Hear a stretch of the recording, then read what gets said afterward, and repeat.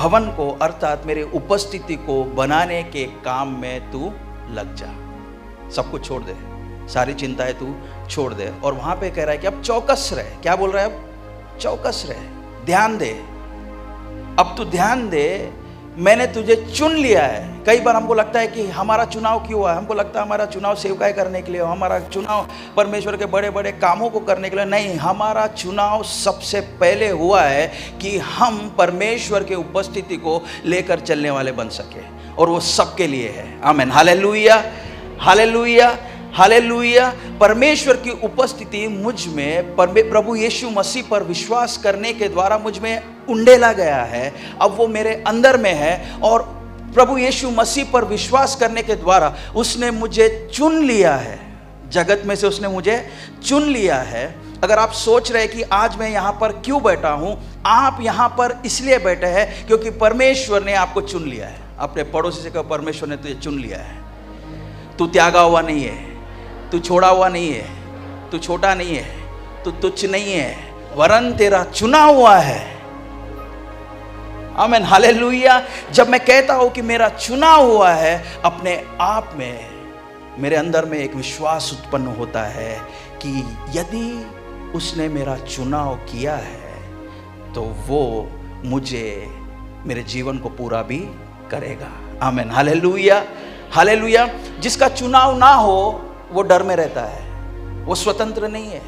वो ये कहता है क्या होगा पता नहीं, क्या होगा पता नहीं, क्या होगा पता नहीं। लेकिन प्रियो, आपको डरने की जरूरत नहीं है, क्योंकि आप चुने हुए हैं। आपका चुनाव हुआ है। किस लिए हुआ है? आपका चुनाव परमेश्वर के उपस्थिति को बनाने के लिए हुआ है, और उसके बदले में परमेश्वर ने इस पृथ्वी पर आपको आशीषों को प्रकट की है। आमीन, हालेलुया, हालेलुया। उन आशीषों को हम सीखेंगे कि परमेश्वर की उपस्थिति का जब हम आदर करते हैं तो परमेश्वर हमारा आदर कैसा करता है। आमीन, हालेलुया, हालेलुया। अब तक हम समझ गए कि मुझे चौकस रहना है, मुझे एक काम में लगना है, एक नए काम में लगना है। अब तक शायद हम कुछ और कामों में व्यस्त थे, लेकिन अब से परमेश्वर कह रहा है इस वर्ष तू शुरू कर, तू मेरे भवन को बनाने के काम में लग जा, क्योंकि मैंने तेरा चुनाव उसके लिए किया है। आमीन, हालेलुया। कई बार हम लोग इस भवन के बारे में ज़्यादा सोचते हैं, लेकिन मैं आपसे कहता हूं कि ये भवन जो है परमेश्वर की उपस्थिति को रखने के लिए है। परमेश्वर की उपस्थिति इस भवन के लिए नहीं है। आमीन, हालेलुया। हमने ये भवन बनाया है, परमेश्वर ने आपका देह बनाया है, परमेश्वर ने आपका परिवार और आपके घर को बनाया है, ताकि हम परमेश्वर की उपस्थिति को बनाए रखें। आमीन, हालेलुया। हम शुरुआत करते हैं आदम से। उत्पत्ति की पत्री उसका 2 अध्याय उसके 15वें पद में यदि हम देखेंगे तो वहाँ पे लिखा गया है कि परमेश्वर ने आदम को अदन में इसलिए रखा ताकि वो उसकी उपस्थिति की रक्षा करे, सुरक्षा करे और उस पर वो काम करे। आदम के पास काम करने के लिए कुछ नहीं था, सब कुछ परमेश्वर ने पूरा करके उसे दिया था, और उसे कहा कि तू यहाँ रह, अदन अर्थात मेरी उपस्थिति का स्थान, तू इसकी रक्षा करते रहना। पहले आदम से कहा कि उसकी तू रक्षा कर, फिर अब्राहम से कहा कि तू सिद्ध बनेगा मेरे उपस्थिति में, सीधा बनेगा मेरे उपस्थिति में, तू मेरे उपस्थिति में चल। आमीन, हालेलुया। अब मूसा कहता है कि परमेश्वर यदि तू ना जाए, तेरी उपस्थिति मेरे आगे ना जाए, मुझे बता दे, मैं भी नहीं जाऊंगा। ध्यान देने वाली बात, आदम को परमेश्वर ने वही काम दिया, अब्राहम को परमेश्वर ने वही बोला, मूसा ने भी परमेश्वर की उपस्थिति की कीमत को समझा, और उसने कहा कि परमेश्वर अगर तू आगे ना जाए इस यात्रा में तो मुझे बता दे, मैं भी नहीं जाना चाहता, क्योंकि मुझे पता है तेरे बिना यदि मैं जाऊंगा तो मैं विफल हो जाऊंगा। आमीन, हालेलुया। इसका अर्थ हमारे जीवन की सारी असफलताओं का श्रेय, हमारे रुके रहने का श्रेय, हमारे हारने का श्रेय एक ही बात को जाता है, वो ये है कि हमारे जीवनों में परमेश्वर की उपस्थिति के प्रति आदर और सम्मान नहीं है। आमीन, हालेलुया, हालेलुया। इस बात को, और हानोक परमेश्वर के साथ में चला और वो हाथों हाथ उठा लिया गया। फिर दाऊद ने इस बात को समझा और उसने कोशिश की कि मैं परमेश्वर के लिए एक भवन को बनाऊं ताकि परमेश्वर की उपस्थिति वहां रह सके। आमीन, हालेलुया, हालेलुया। उसकी मन की इच्छा थी। उसकी क्या थी? उसका मन सोना चांदी पे नहीं लगा था, उसका मन धन ऐश्वर्य पे नहीं लगा था, उसका मन पूरी रीति से परमेश्वर के भवन और उसके उपस्थिति में लग गया था और उसके लिए वो कुछ भी करने के लिए तैयार था। आमीन, हालेलुया, हालेलुया। फिर वो कहता है कि मैं तेरे लिए बनाना चाहता हूं और वो प्लान बनाता है। और क्यों उसके लिए वो भवन बनाने के लिए उसने सोचा, क्यों उसके मन में परमेश्वर ने ये बात डाली कि मेरे लिए एक भवन होना चाहिए जहां पर मैं रह सकूं, मेरे लोग मेरे साथ में आकर मुलाकात कर सके और मैं अपनी प्रजा को चला सकूं सुकून में, शांति में और समाधान में। आमीन, हालेलुया। उसके दो कारण थे। जब परमेश्वर का संदूक लेके इजरायली जाते थे, उनको बड़ी तकलीफ होती थी। आमीन, हालेलुया, हालेलुया। परमेश्वर की उपस्थिति इतनी पवित्र थी, कई बार वो उसके मापदंड को पकड़ नहीं पाते थे और कई बार परमेश्वर का क्रोध उन पे भड़कता भी था। आमीन, हालेलुया। उसकी उपस्थिति की कीमत दाऊद के जीवन में इतना ज्यादा था कि उसको समझ में आ गया कि उसको करना क्या है। और हम देखते हैं दो प्रकार की बातें हमारे जीवनों में होने लगती है जब परमेश्वर की उपस्थिति का हम आदर करना शुरू करते हैं। पहला जो है हम देखेंगे दूसरा शमूएल उसका 6:11 में कि गलती से किसी ने परमेश्वर के संदूक को हाथ लगा दिया और वहीं पे ढेर हो गया। दाऊद घबरा गया। दाऊद कहा कि अब यहां से परमेश्वर की उपस्थिति को कौन लेकर जाएगा। आमीन, हालेलुया। तो उसने वहीं पे रख दिया और बाइबल बताती है कि वहां पे परमेश्वर की उपस्थिति कितने दिन थी? 3 महीने थी। कितने दिन? और 3 महीनों में परमेश्वर ने उस व्यक्ति को, उसके घराने को, उससे जुड़ी हर एक बात को उसने आशीषित की। आमीन, हालेलुया। शमूएल 6:11। और यहोवा का संदूक गती अबोदेदोम के घर में 3 महीने रहा और यहोवा ने ओबेदेदोम और उसके समस्त घराने को आशीष दी। दूसरा 12। तब दाऊद राजा को यह बताया गया किसी के द्वारा कि यहोवा ने ओबेदेदोम के घर पर और जो कुछ उसका है उस पर भी परमेश्वर के संदूक के कारण, किसके कारण? किसके कारण? मतलब परमेश्वर के उपस्थिति के कारण आशीष दी है। तब दाऊद ने जाकर परमेश्वर के संदूक को ओबेदेदोम के घर से दाऊदपुर में आनंद के साथ पहुंचा दिया। मतलब तब तक उसको हिम्मत नहीं हो रही थी। उसने जो देखा अपने आंखों से, उसने कहा कि कौन परमेश्वर के संदूक को दाऊदपुर लेकर आएगा। फिर उसने देखा 3 महीने के बाद कि ओबेदेदोम के घर को परमेश्वर ने अपनी उपस्थिति के कारण, किसके कारण? उपस्थिति के कारण उसको, उसके घर को और तीसरा किसको? उससे जुड़े हर एक बात को उसने आशीषित किया। आमीन, हालेलुया। तब उसमें हिम्मत आई, हियाव आया।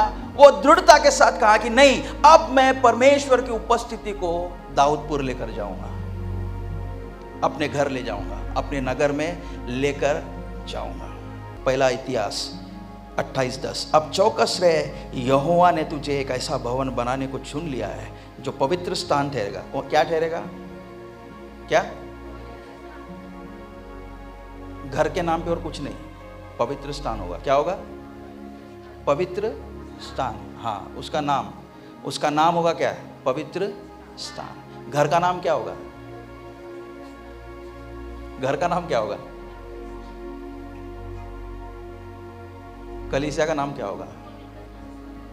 पवित्र स्थान। आमीन, हालेलुया। तब सारी बातों को हम हमारे जीवनों में अनुभव करना शुरू करेंगे। अब कैसे मैं परमेश्वर के उपस्थिति को बनाना शुरू करता हूं? अब हम सीखे कि उसका महत्व क्या है। उसका महत्व उत्पत्ति से लेकर प्रकाशित वाक्य तक है। उसने कहा कि ना मैं तुझे छोड़ूंगा, ना मैं तुझे त्यागूंगा। कैसे? उसके उपस्थिति के द्वारा, उसकी आत्मा के द्वारा। अब उसने आदम को, मूसा को, अब्राहम को, शमूएल को, एलीशा को, एलिया को, सबको उसने अपने उपस्थिति के द्वारा चलाया। और अब नए नियम की कलीसिया, आप और मैं, हम दोनों को वो कह रहा है कि तुमको अब भवन बनाने की जरूरत नहीं है, क्योंकि भवन बन चुका है। अब भवन में तुम और मैं है। तुम्हारे अब परमेश्वर का सबसे ज्यादा इंटरेस्ट आप में और मुझ में है। और परमेश्वर ने दाऊद को पूरा बताया कि इस तरीके से तू मेरे भवन को बनाना। और वही तरीके से यदि हम हमारे जीवनों को बनाते हैं तो परमेश्वर की उपस्थिति बहुतायत से हम हमारे जीवनों में अनुभव करेंगे। आमीन, हालेलुया। पहला 28:10 हमने देख लिया। पहला यह है कि मुझे ये विश्वास करना होगा, लिखो, ये विश्वास करना होगा कि मैं चुना हुआ हूं। अब दूसरा यह है कि मुझे ये जानना होगा कि मेरा देह पवित्र आत्मा का मंदिर है। क्या है? मेरा देह किसका मंदिर है? पवित्र आत्मा का मंदिर है। अब सब अपने पड़ोसी से कहे कि ये देह मेरा नहीं है, ये देह तेरा नहीं है, ये देह आपका नहीं है। इसका मालक जो है वो परमेश्वर है, जो अपनी आत्मा के द्वारा उसने खरीद लिया हमको। आमीन, हालेलुया, हालेलुया। कितने लोगों को लगता है कि ये मेरा है, मैं जैसे चाहूं वैसे चलाऊं, मैं जैसे चाहूं वैसे करूं।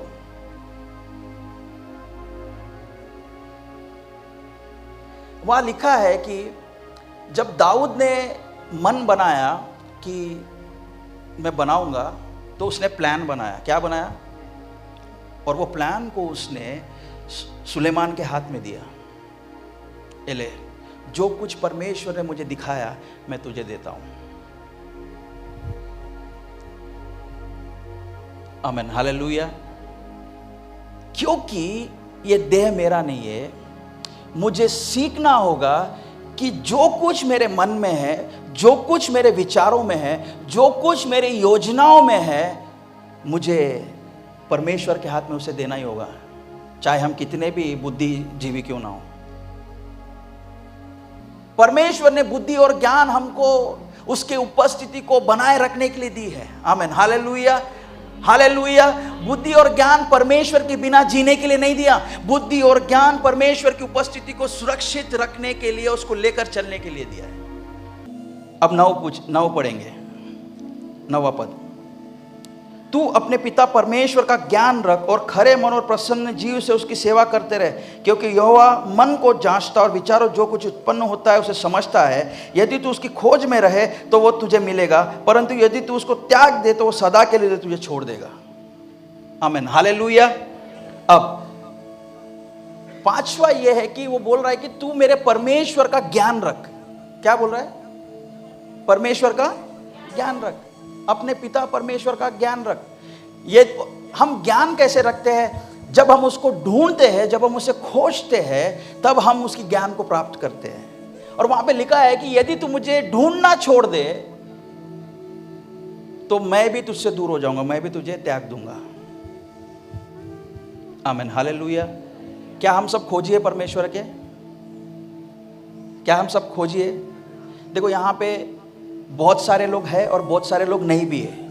बहुत सारे लोग जो यहाँ पर है वो ये विश्वास करते कि परमेश्वर है और अपने खोजियों के लिए वो अत्यंत बड़ा प्रतिफल ठहरा है, इसलिए हम लोग आए हैं। हमने कुछ ना कुछ परमेश्वर से प्राप्त किया है, हम उसके पास आए हैं। या फिर हमने कुछ आशा लगा के रखी है कि प्रभु परमेश्वर तू मुझे देगा। इस हम यहाँ पे दुनिया में ऐसे बहुत सारे लोग हैं जो आज इस बात को महत्व नहीं देते हैं, क्योंकि उन्होंने परमेश्वर को क्या किया, त्याग दिया है। वो परमेश्वर का ज्ञान नहीं रखना चाहते। परमेश्वर का ज्ञान रखने का अर्थ यही है कि हम हर दिन ये मानते हैं कि परमेश्वर जीवित है, उसकी उपस्थिति हमारे जीवनों में है, और क्योंकि वो हमारे साथ में है उसको छोड़कर हम और कुछ नहीं करते। हालेलुया। इसीलिए हम ज्ञान इसलिए रखते उसका कि हम विश्वास करते हुए उसके आशीषों में हम चल सके, कि जो व्यवस्था मेरे दास मूसा ने तुझे दी है उन सब के अनुसार करने में चौकसी करना, और उससे ना तो दाहिने मुड़ना और ना बाएं। तब जहां जहां तू जाएगा वहां वहां तेरा काम क्या होगा, सफल होगा। और जो मूसा ने जो व्यवस्था जो हमें दी वो क्या है, वो ये है, परमेश्वर का वचन है। यदि परमेश्वर के वचन के अनुसार यदि मैं चौकसी करता हूं अपनी, परमेश्वर के वचन के साथ में यदि मैं अपने जीवन को मिलाता हूं और उसको देखता हूं कि मेरा जीवन क्या परमेश्वर के वचन के अनुसार है या फिर परमेश्वर के वचन के खिलाफ है, जब मैं इस स्थिति में पहुंचता हूं तो परमेश्वर अपनी अद्भुत दया जो हमारे अंदर में क्या उत्पन्न करती है, बहुत दृढ़ता, धैर्य उत्पन्न करती है, वो हमारे जीवनों में प्रवेश कर जाती है। आमीन, हालेलुया। जब आप उसको मनन करेंगे तो परमेश्वर की दृढ़ता आपके जीवनों में प्रवेश कर जाएगी। विपरीत परिस्थितियों में भी आप हिलेंगे नहीं, आप बिल्कुल निडर खड़े रहेंगे, ये कहते हुए कि सब कुछ परमेश्वर अपने महिमा के धन के अनुसार पूरा करेगा। आमीन, हालेलुया। मैंने बोला कि परमेश्वर की उपस्थिति का आदर करना, ठीक है। आदर करने का अर्थ क्या है? आदर करने का सबसे बड़ा चिन्ह क्या है कि मेरे मुख से निकलता है कि मेरा नहीं तेरा है। बोलो, मेरा नहीं तेरा है। बोलो, मेरा नहीं तेरा है। आज बोलो, प्रभु मेरे बंधन को तू तोड़ दे जो कहता है मेरा है। हर एक वो बंधन को तोड़ दे जो कहता है कि मेरा है, मेरा है। सबसे बड़ा गुनाह जो हम परमेश्वर के राज्य में करते हैं वो ये है, मेरा है। बच्चे आपके नहीं, बाइबल तो बताता है कि गर्भ का फल यहोवा की ओर से दिया हुआ, मतलब उसका है, उसने हमको क्या दिया है, गिफ्ट दिया है। मतलब बच्चे जो आप यहाँ पर देख रहे हो, बच्चे जो आप पाल रहे हो, बच्चे जो आपके, आप ये नहीं बोल सकते वो आपके हैं, वो उसके है और उसका ही है। आमीन, हालेलुया, हालेलुया। वैसे ही सब कुछ हमारे जीवन में जो है वो उसका ही है, या जो कुछ भी हम देख रहे हैं या जितने भी हम सब हर एक बात जो है वो उसका ही है, उसने ही हमें दिया है। और दाऊद वही प्रार्थना करना शुरू करता है। आइए हम लोग प्रार्थना शुरू करेंगे 29:10 से।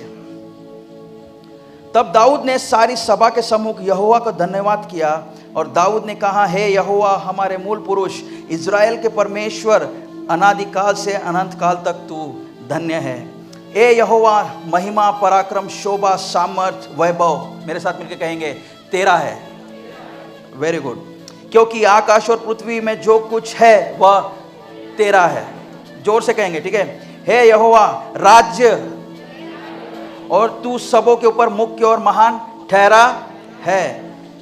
धन और महिमा, वाओ, धन और महिमा तेरी ओर से मिलती है और तू सबों के ऊपर में प्रभुता करता है। सामर्थ और पराक्रम तेरे ही, वेरी गुड।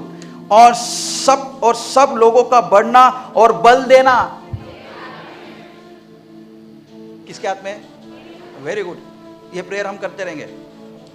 और इसलिए अब हे हमारे परमेश्वर, हम तेरा धन्यवाद और तेरी महिमा युक्त नाम की स्तुति करते हैं। मैं क्या कहूँ और मेरी प्रजा क्या है कि हमको इस रीति से अपनी इच्छा से तुझे भेंट देने की शक्ति मिले। भेंट हम नहीं देते, परमेश्वर हमें शक्ति देता है, तब जाकर हम दे पाते हैं। आमीन, हालेलुया, हालेलुया। अब तुझी से सब कुछ, तुझी से सब कुछ, वेरी गुड। और हमने तेरे हाथ से पाकर तुझे किससे पाया हमने? तो हम दिए तो कौन सी बड़ी बात हो गई? उसने दिया, हमने उसको दिया।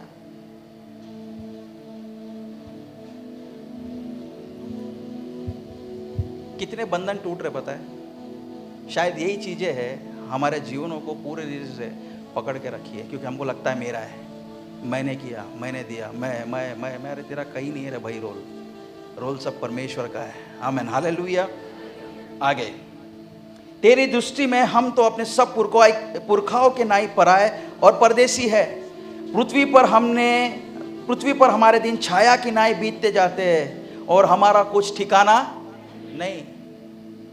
सही है हमारे परमेश्वर यहोवा, वो जो बड़ा संचय हमने तेरे पवित्र नाम का एक भवन बनाने के लिए किया है, वह तेरे ही हाथ से हमें मिला था और सब तेरा ही है। इसमें कुछ भी ना मेरा तेरा उसका, सब उसी का ही मिल रहा है। उसका प्रेयर कितना सुंदर प्रेयर है, आप समझो। ऐसी प्रार्थनाओं का उत्तर परमेश्वर तुरंत दे देता है, क्योंकि हम पूरा आदर और पूरा सम्मान उसे दे रहे हैं। आमीन, हालेलुया, हालेलुया। अब और है परमेश्वर, मैं जानता हूं कि तू मन को जांचता है और सीधाई से प्रसन्न रहता है। मैंने यह सब कुछ मन की सीधाई और अपने इच्छा से, बोलो, मैंने सब कुछ अब तक जो भी दिया है, बोलो, मैंने अब तक जो भी दिया है अपनी मन की सीधाई से और प्रसन्नता से दिया है। आमीन, हालेलुया। अगर मैंने ऐसा ना किया हो तो मुझे क्षमा कर। और अब मैंने आनंद से देखा है कि तेरी प्रजा के लोग जो यहाँ उपस्थित है, वो अपनी इच्छा से तेरे लिए भेंट देते हैं। आमीन, हालेलुया, हालेलुया, हालेलुया, हालेलुया। उसकी प्रार्थना धन्यवाद की प्रार्थना है। उसकी प्रार्थना परमेश्वर की महानता को बताने वाली प्रार्थना है। उसकी प्रार्थना परमेश्वर कौन है ये दिखाने वाली प्रार्थना है। उसकी प्रार्थना परमेश्वर को मालकाना हक वापस लौटाने की प्रार्थना है। उसकी प्रार्थना उसको आदर, सम्मान और गौरव देने की प्रार्थना है। आमीन, हालेलुया। और ऐसी प्रार्थनाएं कभी विफल नहीं होती। आमीन, हालेलुया, हालेलुया, हालेलुया। कौन सी प्रार्थना है? धन्यवाद की। और दूसरा सबसे ओनरशिप ट्रांसफर की प्रार्थना है। क्या है ओनरशिप? मतलब हक, जो कुछ मेरे पास है उसको बोल रहा हूँ मेरा नहीं है, ये उसका है। मतलब मैं अपने होठों से नहीं बोल रहा है, वहां पे अपनी मन की सच्चाई से, खराई से, प्रसन्नता से वो कह रहा है कि परमेश्वर, ये जो कुछ मेरे पास में है वो तेरा है। आज यदि हम इन सिद्धांतों को समझकर यदि हम परमेश्वर की उपस्थिति को बनाना शुरू करते, प्रियो, आपको इस पृथ्वी पे ही नहीं, स्वर्ग में परमेश्वर के पास भी उत्तम स्थान है। उसकी उपस्थिति और उसकी महिमा जो सारे सड़ाहट को ख़त्म कर देती है, उससे आप भर दिए जाओगे। और ये सोना चांदी से भी कई अधिक बढ़कर है। आमीन, हालेलुया। ये सांसारिक बातों से कई अधिक बढ़कर है। और जब आपका मुलाकात इससे हो जाएगा, तो आपका मन जब इससे लग जाएगा, जब आपका मन उसकी उपस्थिति से लग जाएगा, आपको बताने की ज़रूरत नहीं पड़ेगी। आप स्वयं परमेश्वर की महानता को समझकर उसके लिए सब कुछ पूरा करना शुरू करेंगे। आमीन, हालेलुया, हालेलुया, हालेलुया।